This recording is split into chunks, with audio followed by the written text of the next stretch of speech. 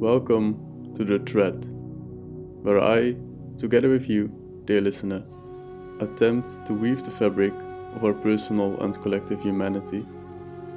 We look deep into the nature of life, of being human, and open ourselves up to a deeper, more profound solution to the personal and cultural challenges of our modern times, combining insight from ancient mysticism, movement practice, modern science, and personal lived experience. If you feel my words resonate with you, be invited to check out my website, fieldofvalue.com, for more inspiration, personal guidance, and live and online events. Together, we restore and evolve the tapestry of our shared humanity. Enjoy.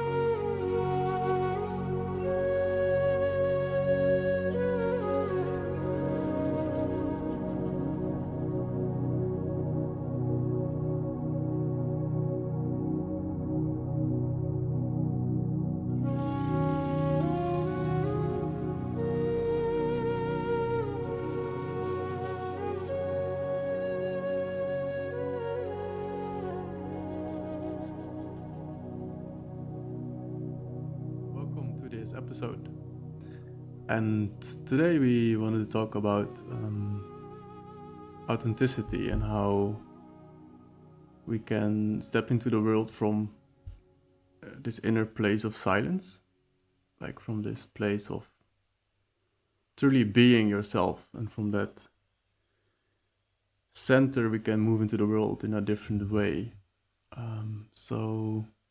What is your take on that?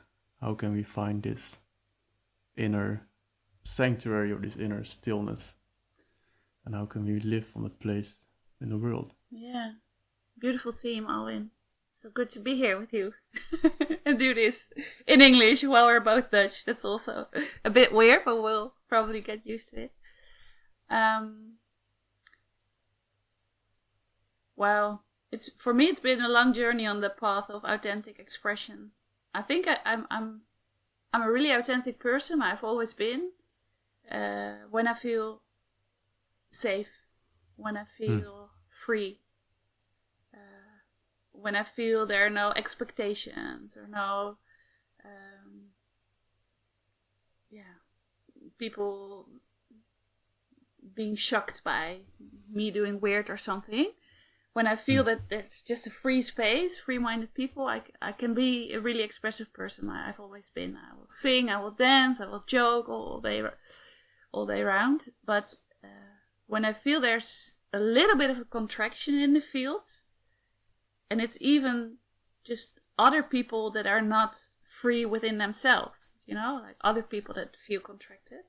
I feel that contraction myself as well, and then I used to be less free within my own expression. When I felt that, it was like I didn't have permission to be abundant or to follow my impulses or to speak my truth when I felt that contraction in the field.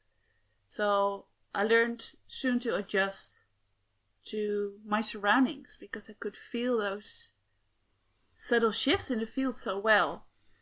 So when someone was not free within themselves, or they had strict boundaries or whatever, I just started to adjust to be the good girl and to withhold my own voice, to distort my own truth, to become more silent, to wait a little bit before opening my mouth to see if there are judgmental people in the room,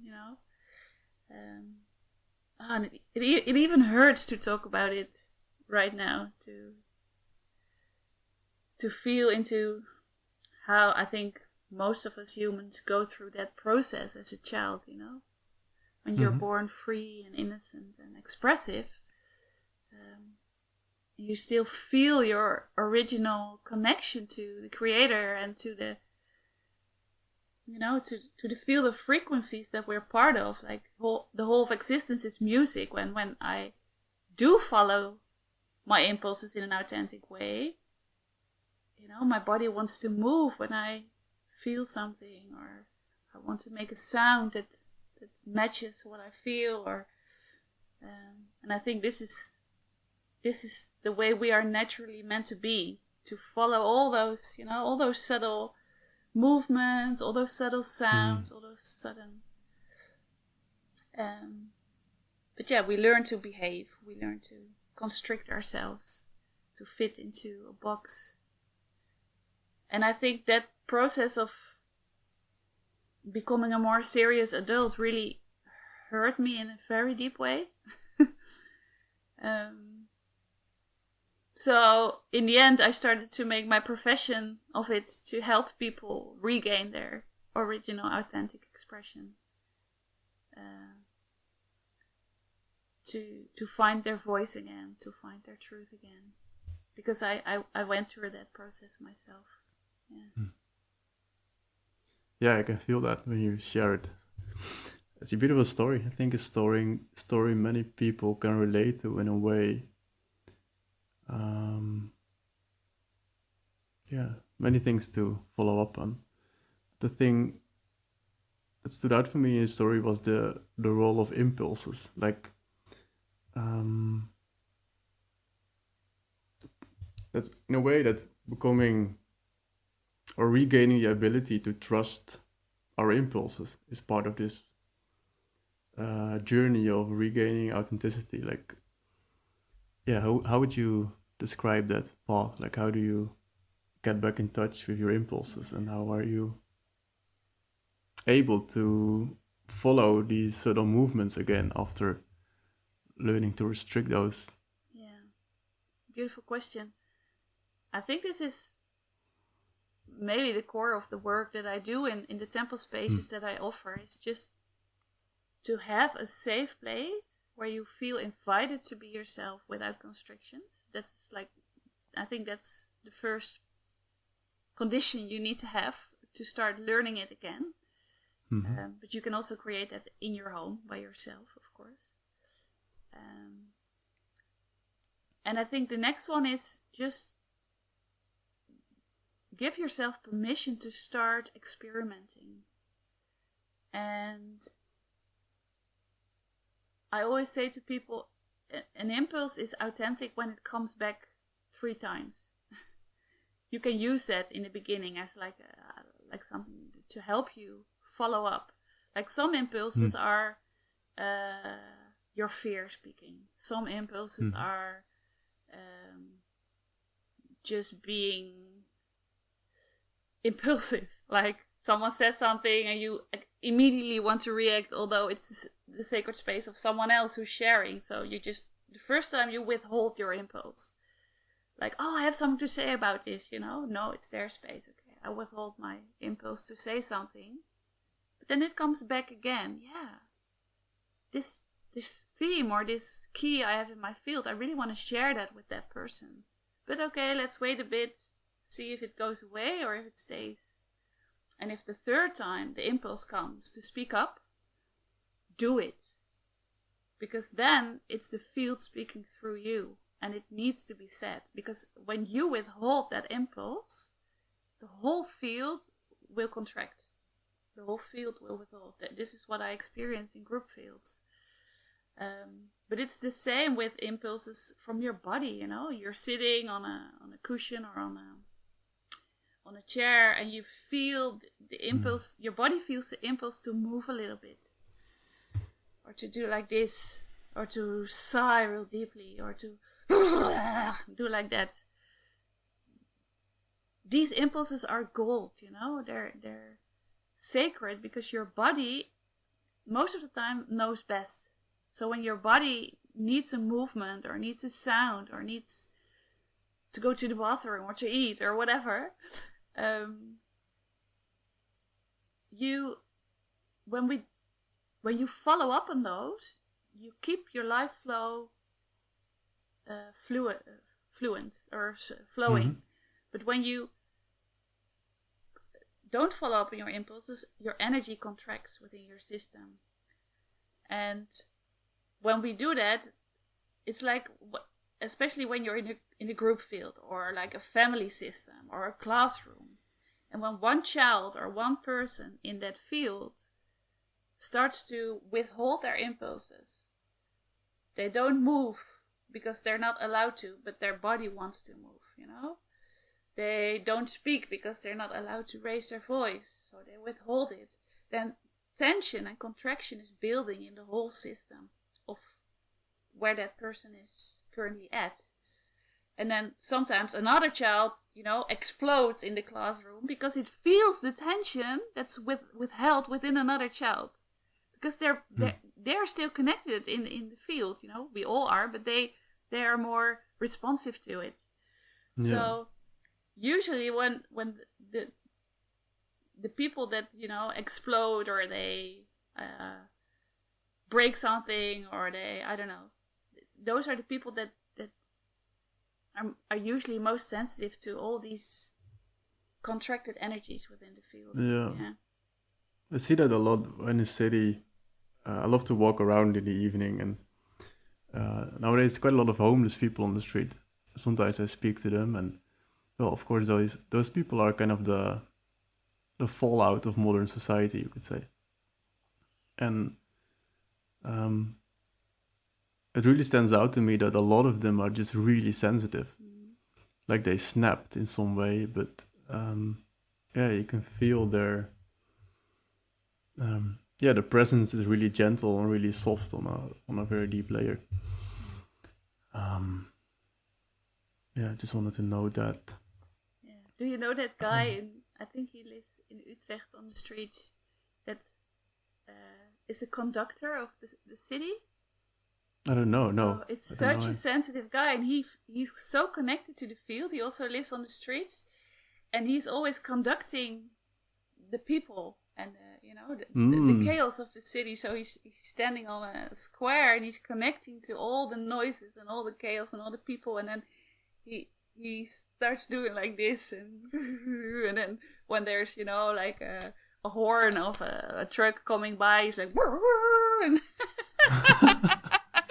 yeah, that's so funny. So funny, but yeah, that's what I saw when you spoke about this. And there's this other guy that's always talking about aliens, and he sees different dimensions within persons, and everyone thinks he's crazy, but he's not. He's just very very sensitive. But he didn't have the container to ground it in a way, so it's ungrounded, and then it's, you know, not functional. But no.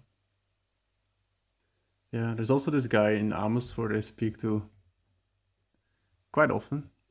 And he's crazy intelligent. He's feeling a lot of things in the field. He's like feeling a lot of tension or happiness. And he always comes up to me. He's like, well, today the weather is really cold and you feel the people are sad. And, you know, he's really tuned into those dynamics. And he's also ungrounded as anything. Like, he's going everywhere, which is not really helpful for himself.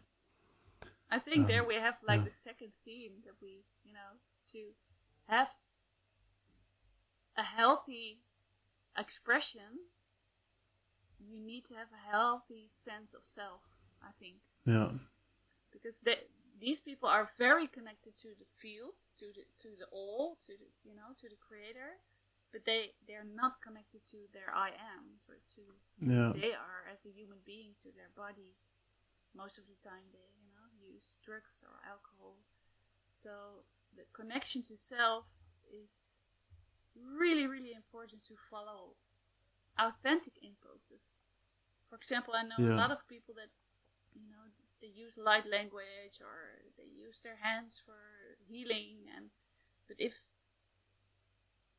your own body is not integrated, if your own sense of this is who I am, this is where my boundaries are at, this is where what I desire in life, this is what I like, what I don't like, you know, these really human things, like I need, this is to be able to stay with the lower chakras, your own earthly needs, your feelings, the things that you want to do.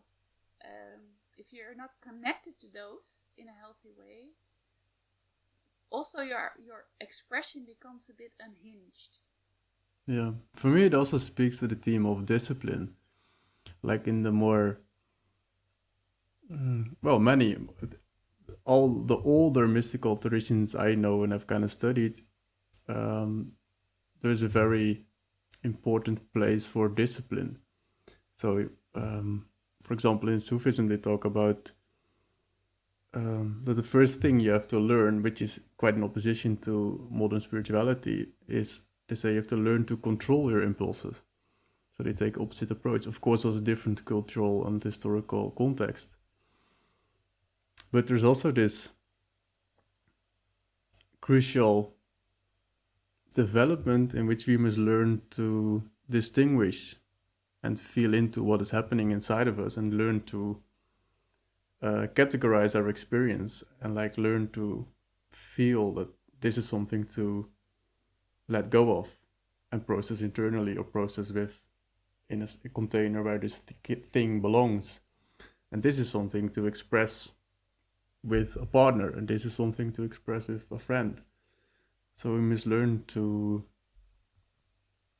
regulate our impulses as well, not repress them, but also not fully express them without developing this capacity to discipline ourselves and channel this energy in the right ways. And for me, it feels like when we are able to do that, and we're able to allow our impulses, but also are able to express them in a way which is attuned to the context we find ourselves. When we do that, we harmonize our being with the being that is surrounding us, with the humans around us, with the natural world. And in that way, we become agents of change, agents of beauty. We add beauty to the world, we add harmony, and we channel this life force in a way which is conducive to the growth of a larger being. So there is a place for discipline in that process and discernment. Yeah. Yeah, beautiful. I think you touched on the polarity of the theme, like to go outside, you also need to go inside. To express something, you need to impress also. Yeah. And to do it in balance, you need both sides of the pendulum.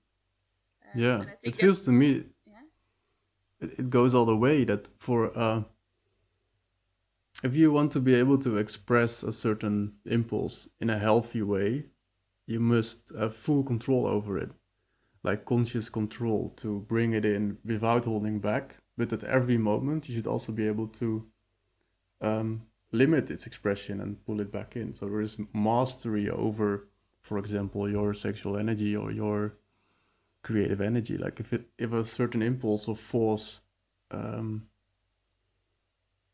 takes you over in a way, you lose your sense of self. yeah. And that's kind of what you call psychosis. So yeah, you need to be fully aware of what you're doing and allow it, and be able to regulate it and lower the rhythm, elevate the rhythm, steer it to a certain direction. So there's this mastery over the impulse as well. That's what I think why we're talking about embodiment so much in the whole spirituality scene right now. Mm-hmm. To be an embodied practitioner, to have embodied expression, to have embodied sexuality. Because I think when we are able to ground our own being into these lower chakras, you are able to let go of control. That's how I experience it. When I finally was able to really, become more and more at home within my own body, to know my own sexuality, to know my own feelings, to be able to hold them within myself, to breathe through them.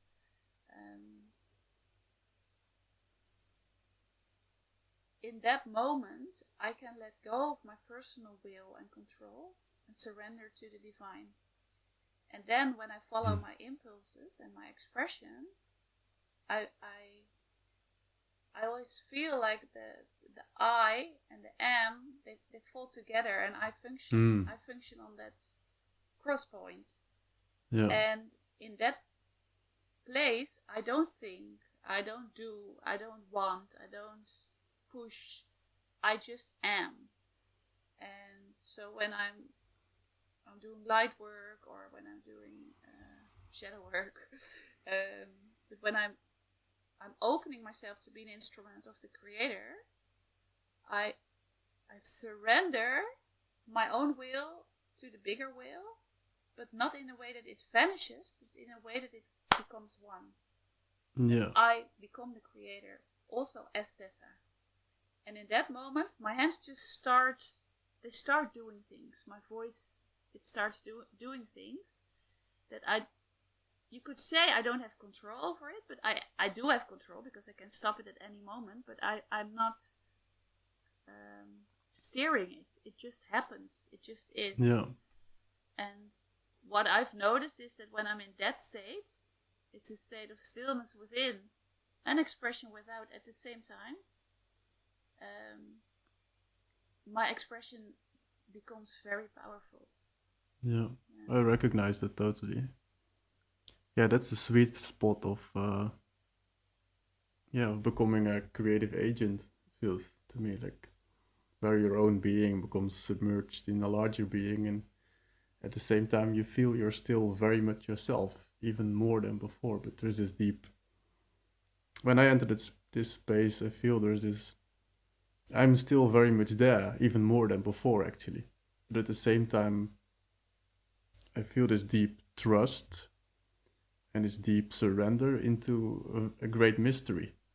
So in the space, when people ask me like, "Who are you?" in that space, I would say like, "Well, I truly don't know, but this is like the good part of it." So there is this, deep feeling of being myself, but also a very transparent experience of self. It's very lucid, very effortless, and also quite boundless in a way. And there's so many forms of expression, and like just talking, connected to, source, your own I am, could bring really valuable concepts into words. Mm-hmm. But you can also create sounds or light language or sound healing, or you could weave with your hands in the grid. You could dance, you could paint. There's so many ways that we are able to put that expression into form. Yeah. Or just talk to your parents, like anywhere,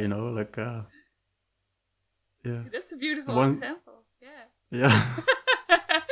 The one thing that does seem to happen in that space is that whatever is coming through has this quality of refinement to it. It always seems to be helpful, or get things moving, or refine something in some way, also for the people you're connected with while being in that space. And with your parents, it's of course, for most people, the hardest, because that's the place where you've been conditioned, Yeah. So to really feel authentic there and to speak your truth and follow your impulses, I think it's real mastery. Yeah, it's difficult. And it's also, well, I kind of learned that with my parents, I would say, to an extent that like the person you're in connection with while embodying this state does not necessarily have to be in that state themselves. They can be more separated, you could say, or more dissociated, and you can still relate to them from that space. And that's what healing looks like, if the other person is open to receiving this energy, I would say. Yeah, that's beautiful. I think such an important thing. I think when I was in the beginning of my awakening process, and I see it with a lot of people, you're starting to blame the other one for not being the same as you, But they don't understand, and they're not open to it, and they don't believe in energy, so I cannot talk to them, But it's the same what I was talking about before. Like, it's still the phase that you're adjusting yourself to your environment. That you're not safe enough within yourself to just be authentic. Yeah. In an environment where you feel there is contraction. or not even contraction, just difference, That's also what I had to learn, that some people are just different. They have a different palette. They look at different aspects of life. They use different words, but it doesn't mean that it's not also true and valuable. Yeah, that's a big one. Yeah. The Sufis say that they found a way to be perfectly at peace within the world, and it's the way is to find the sanctuary of oneness or God within yourself and just don't leave it, like never leave it. And that's how it feels like to me, like when you can feel that place, the journey is to become so attuned to whatever circumstance that you are able to stay there and to relate from that place and just never leave it. And when you leave, come back and learn to not leave it the next time. That seems to be the journey. It seems to be the journey, and it's a hard one. It always sounds so simple, but I've known this already for 20 years, that it's a journey, and I'm right now, I think, starting to get the hang of it. I have a daily devotion of becoming back to this stillness multiple times a day. When I feel that I start to get distracted, with social media or being busy, or when I'm not present with my children, I now know, okay, I lost my center and I want to go back to it. And I think it took me years to, maybe I'm still learning it in a way, to see all the ways that I'm intelligent to go away from that point, Yeah. I've spent so many years already just sitting and meditating with the intention to go within and find that stillness. But then I start analyzing stuff. Or then I start to really, become aware of everything that's happening in my body and think something of it and wanted to change a little bit. And right now I can finally say, okay, I know where the place is within myself, and I can feel all the tendencies to go into my head, to project something on someone else, to find a reason to get up and do something different with my day because the dishes need to be done, or there's always something holding me back from staying in the stillness. And this is how I've been programmed, I think how most of us been programmed. So it's so hard. It doesn't have to be, but I just want to say to all the people that are trying, have patience with yourself. Be kind to yourself, because really dropping into that stillness within, it takes courage. The greatest. It takes trust. It takes surrender. And it also takes a deep feeling of safety within. And when that is not there yet, you might need some resources outside of yourself to experience these moments of stillness with other people present, or to invite angels or guides to support you. What would you say is the starting point? Like, that would be very pragmatic perspective on this. Like, where do you start? For example, when you're listening to this and feel this calling or this desire to experience this place of peace, and you're just living your life, having your job, your demands, kind of ways. Like, how do you get started? Can you begin to walk this path? Yeah, beautiful question. A very easy way that I tell most people, and because it works for me, we all have to go to the bathroom a couple of times a day. So this is something that's already in the structure of your day. So when you decide to use that time to become still, it's a big change. Even when it's just 1 or 2 minutes or 3 minutes on the bathroom, use that moment to become still and use your breath to help you. Because when you want to go into the stillness, you will hear all the noise. Yes. And you will feel all the noise. That's part of the process. So when the noise comes up, you feel, oh, this conversation was a bit scary I just had, you know? You feel that tension still in your body. Oh, your heart hurts a little bit because you felt a little bit rejected by that one sentence someone said. Oh, you still feel a little bit like this because you were just in a very busy train, you know? All those things you start to feel. That's part of the work. And then to just stay with that, it doesn't have to change. It doesn't have to leave. It's not wrong. You just stay with that for those minutes that you're on the toilet and you breathe through them. Just 4 minutes in, you hold 4 minutes and 4 minutes out. And you do that, I don't know, 9 times, you're a different person. Yeah. It's true.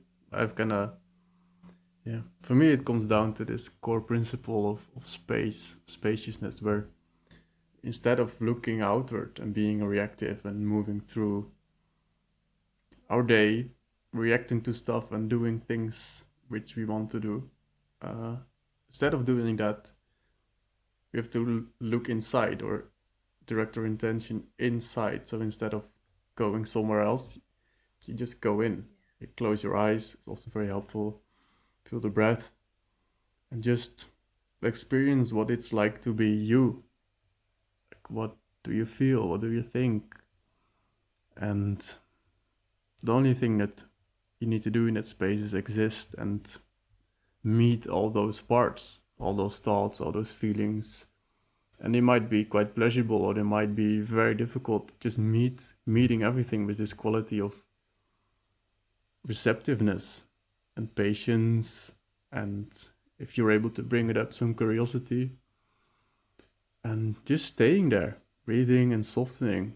And for me, I always make this movement when I talk about it. It's like a spiraling down in a way, a settling into your experience. And for most people in the beginning, it's really hard.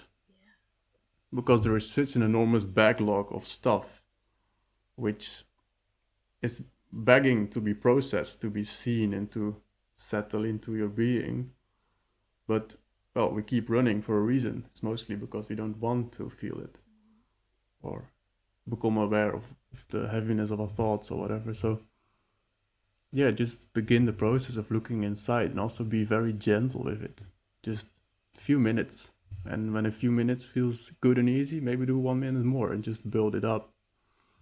And yeah, and seek help if you can. Like finding someone who has walked this path and knows the way can save you a lot of time. And also be conscious of the difference when you can self-regulate in this way or when you need co-regulations. Because when we get triggered by daily life stuff, some things we can, regulate our own systems from, but with other things, you really need someone else because you're triggered into a place where you were small, like a child's trauma, and in that place you really needed someone else. And when you're not connected yet to your own adult self in that place, you really need a therapist, a friend, a mother, just a bystander to hold you or to be with you. Yeah. It's also about that, right? About learning to accept limitation in a way. Like there's been a huge deal for me that there are parts of myself which until very recently, and it's still quite challenging, I could just not hold them myself. Like the pain was just too young and too overwhelming. And yeah, it's just kinda impossible to hold yourself in those spaces. So then it's healthy to find a space where you can be held within this pain or whatever and learn to process it. And it will settle when you do that. It will find a way it will become lighter and you will become able to hold it yourself eventually. Yeah, and I think it comes up in this conversation for a reason, because it's, for me personally, this goes hand in hand with the process of becoming still within myself. Because to become still during the day, I need to become connected to that part of me where I can be my own mother, and my own father. Yeah. And in the places where I'm not able to do that, I need someone to be with me to rewrite that pattern. Yeah. And when you're starting to sit with yourself in silence, you will bump into those places within yourself. It's inevitable. It is. This is also where prayer helps me. It's probably the practice which has helped me the most over the last few years. Where in prayer I become still, and then from this inner stillness I connect to the Father. So it's like the archetype of the divine Father, and it's like very big and huge and expansive. They can feel this quality of a perfect man or a perfect father. And through connecting to that, I can kind of download this information or feel what it is to be held by a male figure who is perfect in a way, or with pure love. And I do the same with the mother, and then I connect to being held by this motherly figure, which is like pure love. And then I feel myself suspended between those two poles of goodness. And then I realize that my center is in the middle of those two, and that's where life is my lover. So that's my practice now, and that's just gorgeous. It's fucking gorgeous. Beautiful, yeah. Yeah. Yeah, that's where we all want to end up. Yeah. But that's, for me, I think that's also the reason why I do this stillness practice, is also to plug in. Yeah, it's a plugging in, literally. It's plugging in to the grandmother and the grandfather, or the plus and the min, or the two poles that we are. And when we're plugged in to our beautiful planet and to to our cosmic self, our circuit starts to function again, Yeah, it starts to flow through. You can feel it. Yeah. It's like a battery. It also needs, two poles to work. Yeah. But to get to that space, you first, at least for me, it took a lot of years of basically cleaning up or breathing through a lot of static, a lot of blockages and noise and mists. All these unprocessed things and this conditioning can just clog the system and make you unable to feel those cosmic realities in a way, because they're very real but also very subtle. So if you're really stressed about something in this moment, it's very hard to remember those greater realities. It's possible, but it takes a lot of practice. It's true. Yeah.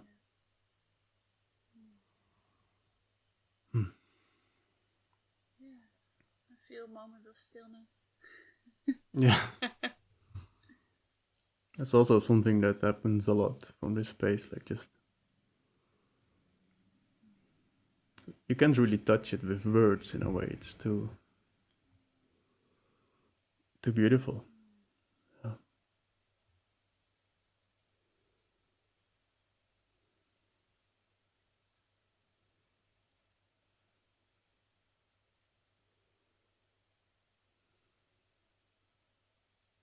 Yeah, for me, what also has been very, very important on this journey is to distinguish what is mine and what is not. Because in these moments of stillness, I finally could see what were projections of others that I could feel into my field. For example, when you can become conscious of it, but you send a message to someone that's really holding your truth, so it might, touch someone else in their truth.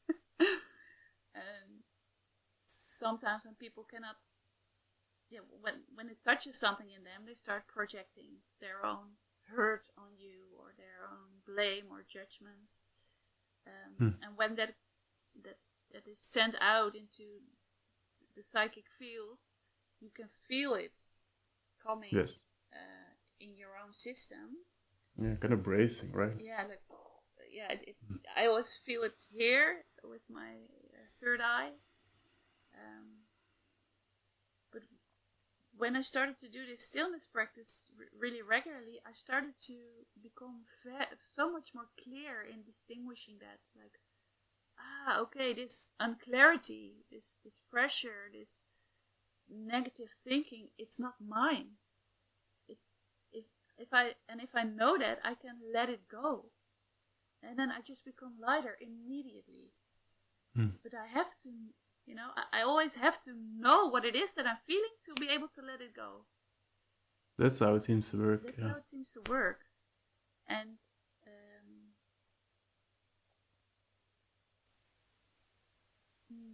Karia Maria Taratai Sarataish Kanana Payu Kratiana Nania Palelia Sai Praisha Tatatiana Nakia Pratayana Nania Palea Prai Sai Kakakalani Paria Naria Balea Tai Frataya Tati Katiana Malia Katia Strataisha Payu Kakakai.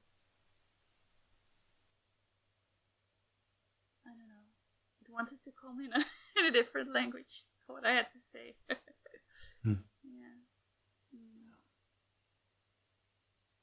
Seems to be the function of consciousness in a way, that also our self-consciousness, it's I always feel there's such a great power in it. It's like we get used to it because we are conscious when we are conscious, so it seems normal, but it's not, in a way. Like, the power of seeing something is transformative in itself. Like, when we notice something on a deep level, it is this center, or it is this divine, or all of being seeing something, and that shifts something in the field. So when we see a certain, for example, mental complex, which is kind of heavy on us, like a projection, when we see it,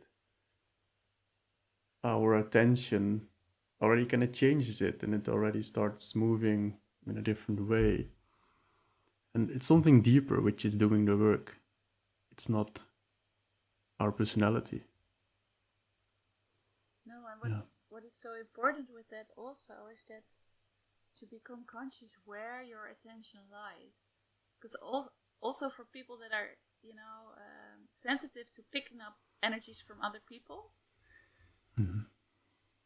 we tend to do this, put our intention on the other. I don't want your projections, go away, or it's because of them that I feel this way, or whatever.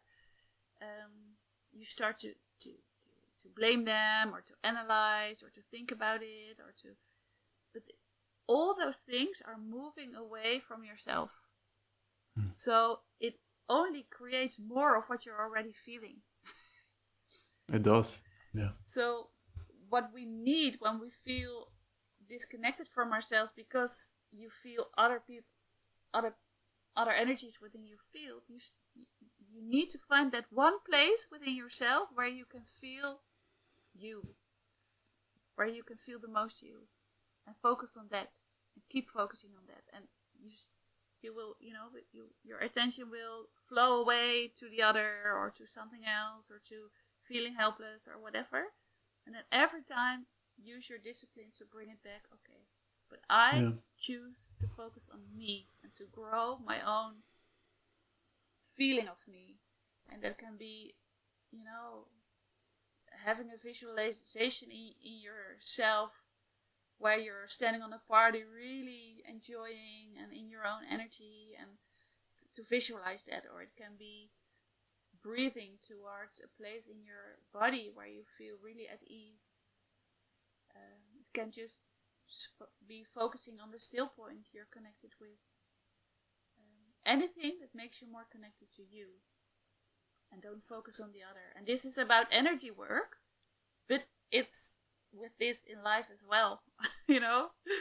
Like when you're constantly involved with what your partner is doing, or you're not feeling great because your friend is doing this or not doing that, or your mother is doing this, you can keep being busy with them and what they're not doing or doing. But the only solution is going back to you and feeling into what do you need? How do you want your life to be? What is your truth? Go, live it. And that's also the only way to connect to the soul of the other. Like, I always feel like even people you're having difficulties with, also at their core, they have a soul, just like we do, just like the person listening to this does. So at the core, we have this unitary essence, you could say. So there is this purity, which is always present. And when there are difficulties in an interpersonal relationship, there is like there's something clouding the clarity of the relation. So you can't see the soul of the other, and the other doesn't really see your soul because there is stuff going on.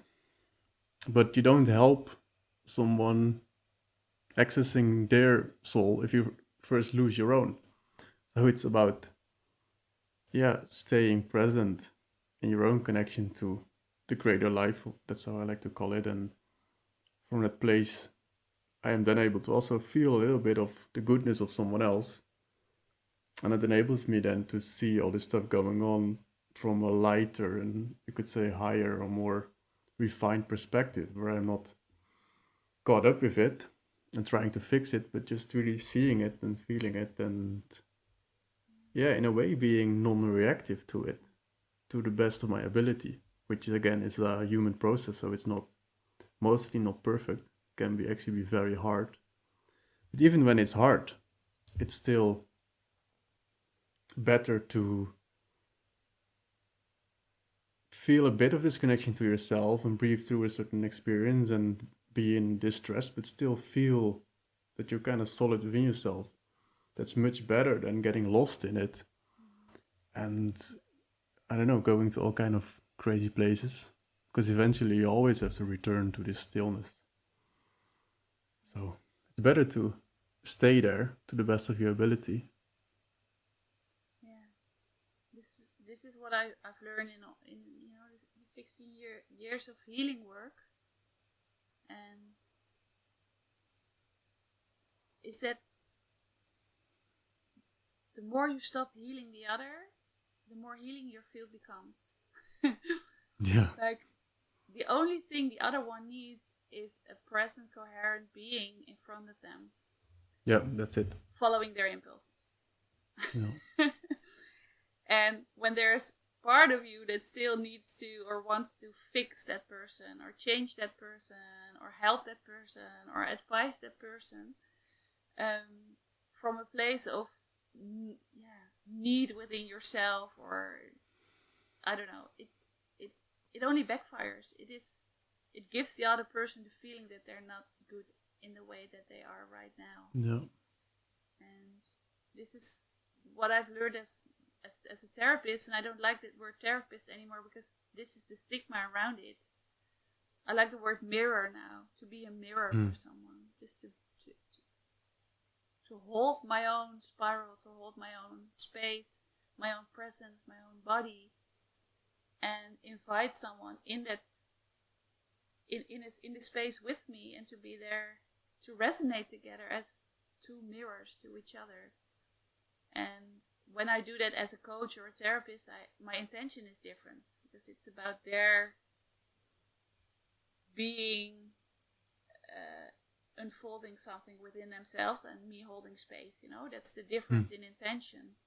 Yeah. We're sitting there as two equals, and I don't do anything. I just am, and it's hard, to. I once had a school for therapists, and I always said like,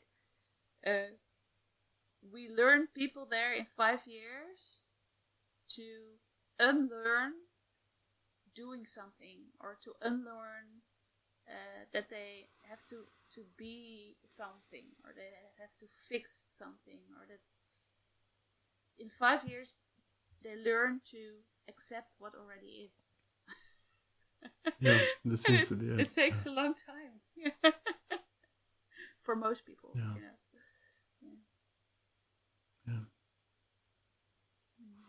I'm thinking about this word or this concept of receptivity, that like when in any interaction, but let's focus now on a therapeutic or a healing interaction, there's like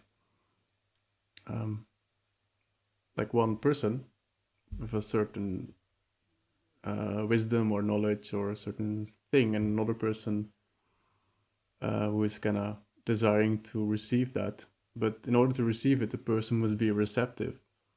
And if the person is receptive, it flows automatically. It's like a natural law. That's often how it seems to me. Like when someone shows up and he's open, things can move super quickly. And things shift sometimes in someone's life in a quite miraculous ways, where I'm like, okay, where did that came from? It's so crazy. So yeah, it's about the attitude of the receiver. If the attitude of the receiver is truly receptive, the thing that can flow through will flow through. And in many interactions in the normal world, people think they want something, but they're actually not receptive at all. Like they're closed off and protective, and you're like, well, I want to know this, but they're saying that they want to know it, Well, but they they're want to not know it. They don't want to feel it. Yeah, they don't want to feel it. They don't want to be it in a way. And I feel more and more in those interactions, I have nothing to say. Like I'm just silent and waiting, because there's no impulse in me to share or to flow through, because there is no receptivity. So there's nowhere to go. And then you have to force something, and it's not good for you and not good for the other one. No, it doesn't work. People do it all the time, but it's wasting energy. It's actually quite violent. Yeah, it is. Also, it can be very invasive as well. Especially in the energy world, there are a lot of light workers, that say, I can heal you, I will do all the energy work, and you don't have to do anything. Yeah. And then you're healed, But that's not how it goes. Yeah. There's also this big risk in that kind of interaction, that there's also a reason why you're closed off, why you're not receptive to something. And quite often there's quite a healthy reason for it, because you're just not ready, or not something else must happen first. Yeah. And yeah, anything that is out of place, which you can't receive, has potential to actually hurt you quite bad, or throw you off in a certain direction which is not good for you at all.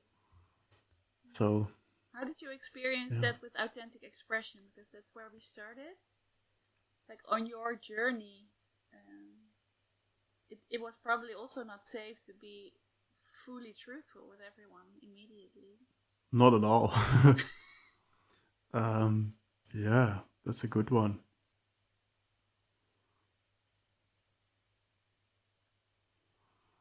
I learned it rather late. Like I grew up in a very religious environment. There was a lot of repression, so speaking your truth was just not done. So I became very adept at repressing everything. And I remember it's like 6 years ago was a major step. I went to Costa Rica, and I worked with a therapist there for quite a bit, and it was quite a big step in my journey, where I learned to, in a way, authentically express my feelings. And then I went back to the Netherlands, and I started doing that in a very blunt manner. And that was not too healthy either. Yeah. So because what did you experience? Well, the things I said to people, to friends and to family, were true. It was like my truth. but it was not attuned to the receptivity or the context of the receiver. So I just triggered all kind of wounds and insecurities and pains, which people were not willing or able to process. And what did it do to you? It also kind of isolated me because people were like, well, this guy is kind of dangerous. So it kind of isolated me, but it also gave me back my power in a way. Like I began to feel a lot more energetic again and more able to be myself and to live. So there were really two sides to it. And in the years that followed, I learned to refine my expression, and still doing that, of course, like mostly in romantic relationships and really good friendships, just learning to really express the desires that live in me or the pains, but also learning to attune to context.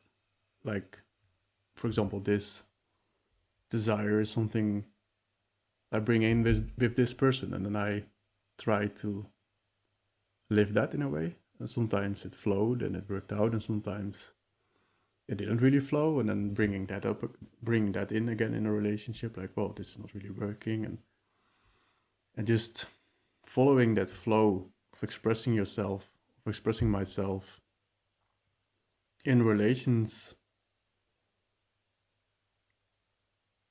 Yeah, just really gave me back, and is still giving me back, my trust in life. Like, it's quite hard to trust life when things have happened to you and you're sensitive. But I just learned that in trusting my own being and bringing that being, that inner experience, into connection carefully with the right humans and the right circumstances, and setting proper boundaries with other humans. If I do that, life works. Like, things happen which are beautiful, and there is love, and there is growth, and there is creativity, and there are tears sometimes, and it can be quite difficult, but it's always real. Yeah. It's always worth it. Yeah, you're not abandoning yourself anymore. I think that's the big change. Yeah. And you also attract people then who kind of do the same thing, or at the very least are aiming to do the same thing. And that's a big shift in life. It makes life worth living. So true. Yeah. That's why I like to work with the voice, because I think it's so important in our path of reconnecting again to our own truth, but also to our own path, to reconnect to our own voice. Because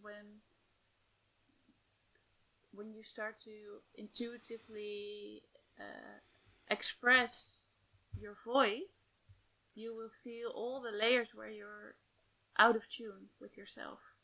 Yes. And by practicing intuitive expression through sound, you will start to hear your own frequencies around you. You're bringing your own resonance into the world, and with that, people can resonate on your authentic self, and not on what your adjusted self used to say. And then when the right frequencies are transmitting through your voice, the world can meet you in that, and then you meet the right people and be at the right places. That's what I say. And that seems to happen organically, which is the beautiful part. Like, there's this quality of surrender to it, of, well, I will just be whatever I am, and trust the great whatever, that things will work out when I do that. And it will work out, which is the mysterious and the graceful part as well. Yeah, you're always gifted by life when you take those courageous steps. Yeah. I've never perceived anyone that dared to speak their truth or dared to take steps towards more authentic living, that was not, rewarded by life. Yeah. It's just how it works. Yeah. Which is mad. It's like so crazy Yeah. to realize that, and it makes me so humble as well, where I feel like, well, we're truly part of something which is so much bigger. And then it's so weird too that we've created a world or a society in which, for most people, that's such a rare experience. Yeah. Yeah, and I think it's also important to just mention the collective field on this, because Yeah, I think so too. I've been speaking my truth for quite some time now within safe containers, with safe people, safe temple spaces or stuff like that. I'm starting to do it more and more with my family, but that's for me harder to do. And I'm also doing it more and more on social media. But when I started doing that, I was joining a challenge earlier last year, to speak more authentically on Instagram and Facebook. And what I really didn't saw coming was being so deeply touched into my witch wound. Like, just speaking my truth on how I experience galactic life, how I experience intuition, how I experience my connection to the invisible realm. Doing that on social media was like my whole body was constricted, and my heart was like I was really under immediate danger. That's how I felt. And I had to move through it, like posting every day. It felt like going through the mud, like to move through something so stagnant and so, oh my gosh, yeah. But it really helped me. I really feel more free now.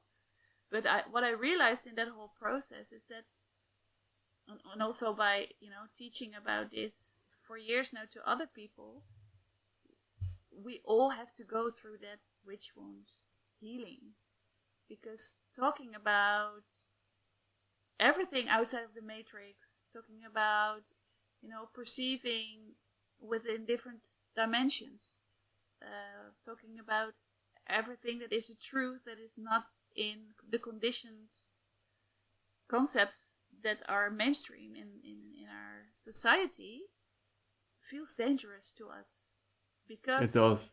In different times we were punished for it. That's in the remembrance of our human nature. It's in our DNA, it's in our cells, it's in our bones. That speaking out from your intuition, speaking out from beyond societal norms is dangerous. You could lose your head for it. You could be on the fire pit, or how do you call it? Yeah, you can feel it when you talk about this stuff. Like, I feel it in my body. There's so much. I kind of get flashbacks to a lot of dreams I've had about that kind of stuff. Like, something that's easy to forget in living in the Netherlands in the modern days, but it's very real for our bodies and for our sense of self, or our embodied self. That truly being free and being at peace is actually feels most dangerous. And a lot of people think that it's just the women, that have to go through it's men too. But it's the men too. Yeah. And it's the feminine that's in all of us. It's the receptivity, the intuitive, everything that goes beyond the left hemisphere. Everything that is not rational, not linear, not fit in all the boxes. It often kind of touches me that there are quite a lot of women writing really beautiful things about this dynamic of the collective wound of being shut off to the feminine side. But I would say that the male perspective is a bit overlooked when it comes to that. Like there are less men probably going this path because men are a bit more dense in their body and a bit more linear mostly, which makes them less inclined to focus on this more intuitive side of them. But every man has it, and yeah, the feelings living there are similar, if not the same, than the ones the women are experiencing. Yeah, it's the same field, the same collective field. Yeah, it's a very deep topic. It is. We could talk That's about very it deep. so much more. Yeah, But it's probably something for another time. Yeah, yeah, there's a lot going on there. To bring it back, it's about yeah, just the willingness to be who you are, to look inside and to find this peace and to stay there in a way, to stay connected to this silence and this inner knowing and this trust, and just gently live from that space instead of controlling and reacting and fixing things. So it always strikes me how simple it is. Yeah. the hardest things in life are the most simple. Yeah. Yeah. Yeah, and I think it goes hand in hand in your own evolution, like that in the way the amount that you could stay within yourself, the amount that you don't abandon yourself, that you could really feel your own I am. Like, I'm not leaving you, this is me. Whatever the world is saying or projecting or thinking, I know this is who I am, and I am not abandoning you anymore. All, even when the whole world, is crashing upon me, I'm not Yeah. abandoning you anymore. And in the amount that you can say that and feel that to yourself, this is the amount that you can be truthful to the outside. This is what I experienced. Because Yes. when I'm more truthful than I can hold myself, it becomes unsafe. And then I collapse by the reactions that I get, Hmm. And I think this is maybe something to take with you on your own path, to feel into, okay, in what way, what is the next step for me to be authentic in my expression, where I know I can still hold myself, I won't leave myself. Yeah, it's a big one. Yeah. Yeah, that's beautiful. And also in that being open to surprises, I would say, because they're when I connect to like this deeper self or this soul, and I'm like, well, I'm gonna stay in this space, I'm gonna move from this place of peace and surrender. It often leads me to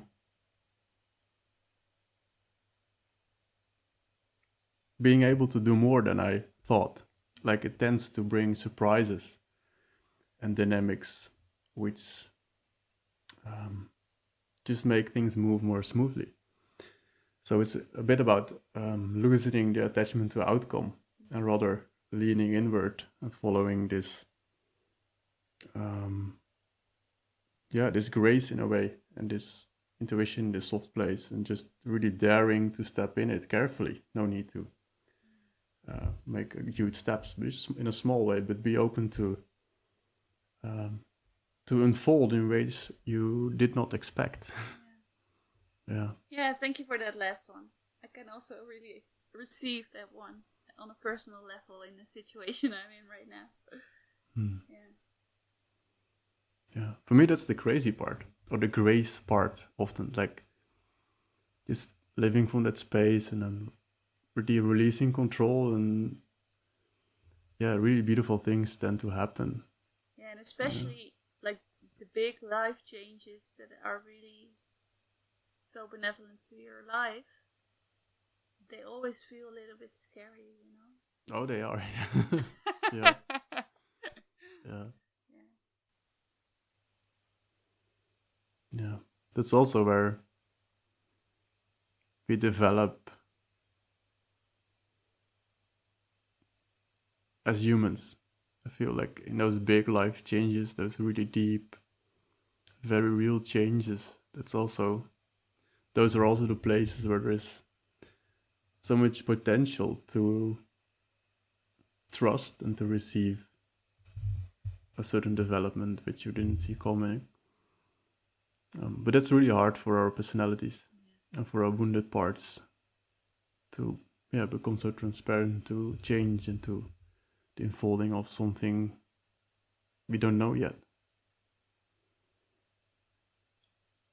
But intentions help. They do, yeah.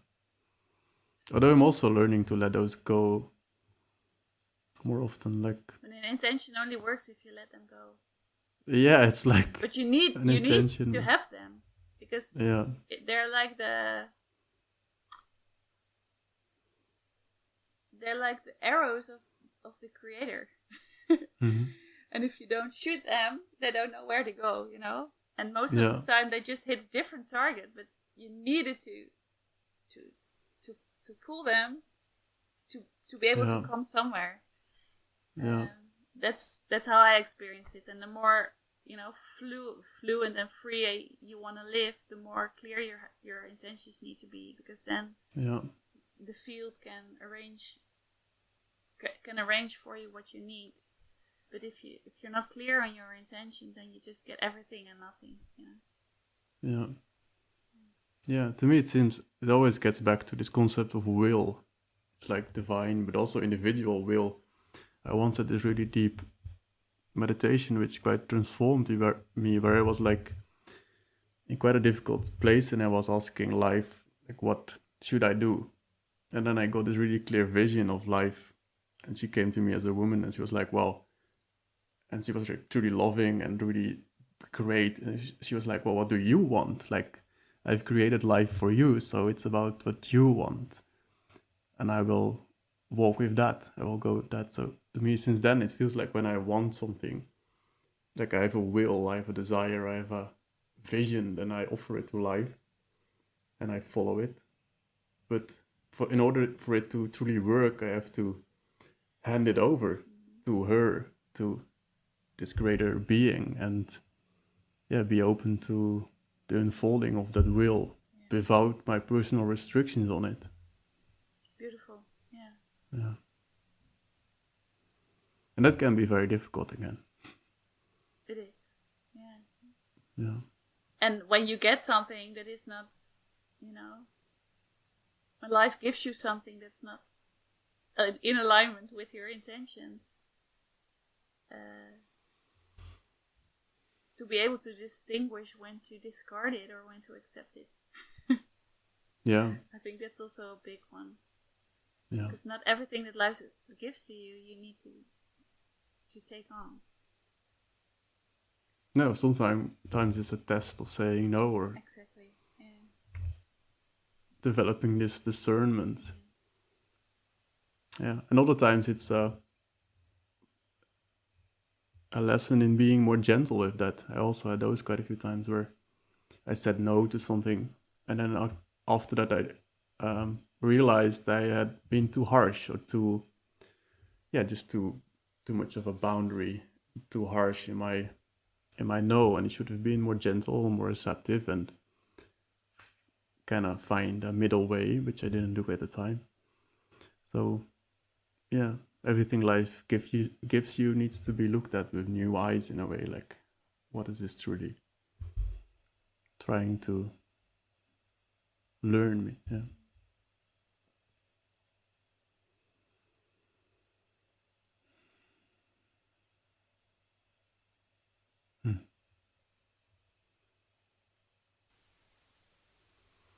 Feels like we reached the natural ending. I think so too. Are there any loose threads or? things that want to be said.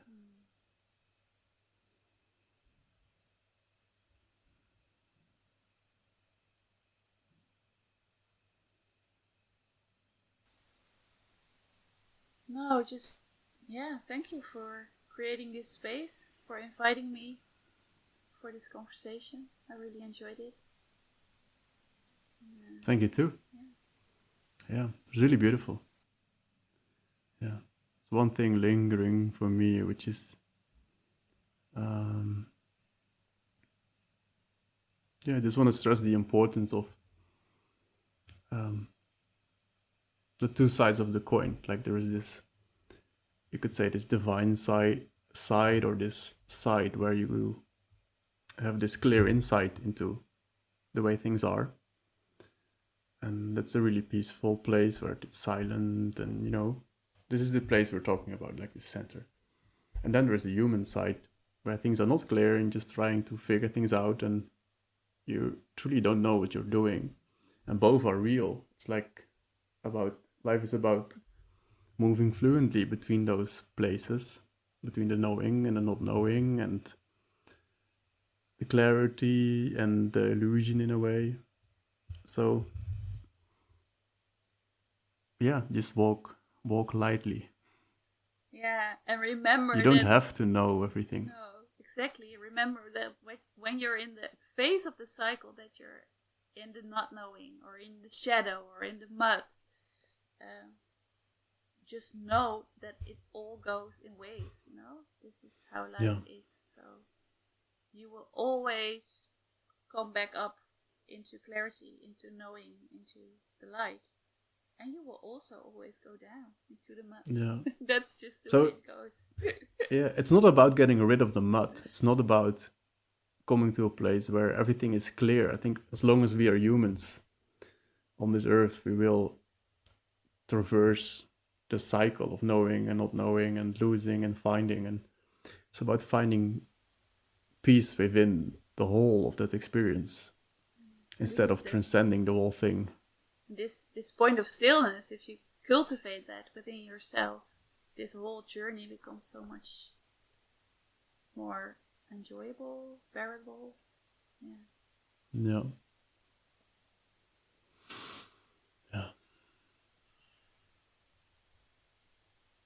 Yeah, thank you for that. And thank you for the conversation. It was really beautiful. And I'm looking forward to letting it settle and inform me in new ways. Yeah.